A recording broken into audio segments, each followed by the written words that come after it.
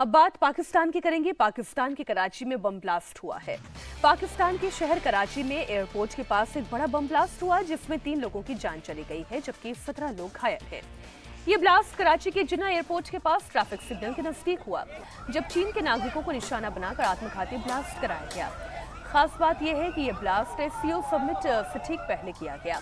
पाकिस्तान में अगले हफ्ते एससीओ का सम्मेलन होना है। बताया जा रहा है कि यह धमाका उस वक्त हुआ जब चीन के नागरिकों को ले जा रही एक कार एयरपोर्ट की तरफ जा रही थी।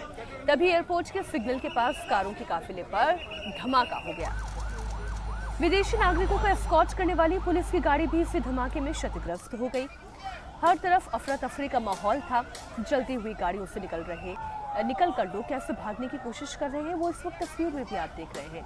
हमले को पहले टैंकर में ब्लास्ट बताया गया लेकिन फिर इसे आतंकी हमला करार दिया गया। जिन्ना एयरपोर्ट के पास रात करीब 11 बजे ये धमाका हुआ जिसमें चीन के 3 नागरिकों की मौत हो गई।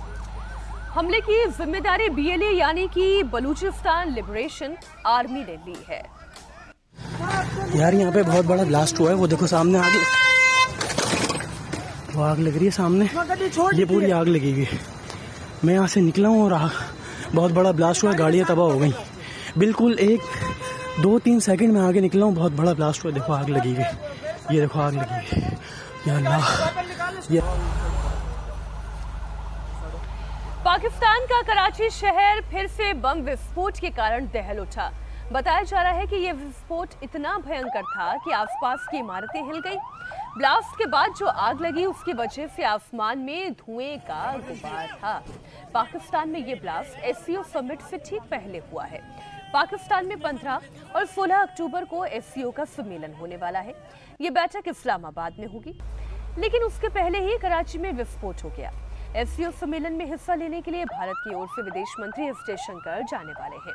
एससीओ समिट में रशिया, चीन और ईरान के नेताओं ने भी हिस्सा लिया, बल्कि वो लेने वाले हैं। लेकिन उससे पहले पाकिस्तान में ब्लास्ट हो गया है और चीन के 3 नागरिक मारे गए हैं।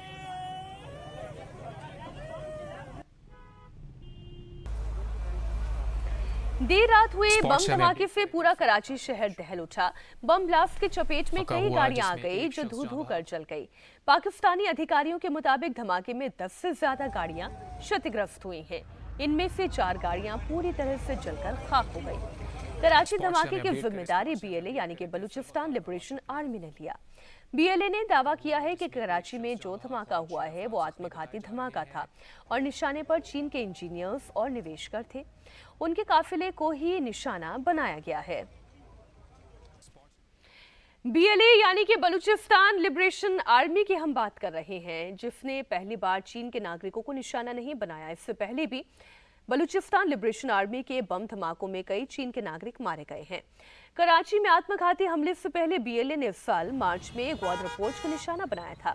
आपको बता दें कि यह पोर्ट चीन के सहयोग से पाकिस्तान में बन रहा है। बीएलए के लड़ाकों ने ग्वादर पोर्ट को निशाना बनाया और हमले में 5 चीन के नागरिक मारे गए जबकि कई पाकिस्तानी भी हताहत हुए। काउंटर अटैक में बीएलए के 8 लड़ाके भी मारे गए थे। अब आप ये सोच रहे होंगे कि बीएलए के टारगेट पर चीन क्यों है? चीन के नागरिकों को बीएलए के लड़ाके ने निशाना क्यों बनाया? तो आइए इसके बारे में भी बता दूं। दरअसल 1947 में जब भारत और पाकिस्तान का बंटवारा हुआ तो बलूचिस्तान को पाकिस्तान के सुपुर्द कर दिया गया। बलूचिस्तान के लोग शुरुआत से ही इसका विरोध करते आए हैं। वो अपने आप को स्वतंत्र राष्ट्र घोषित करने की मांग कर रहे हैं।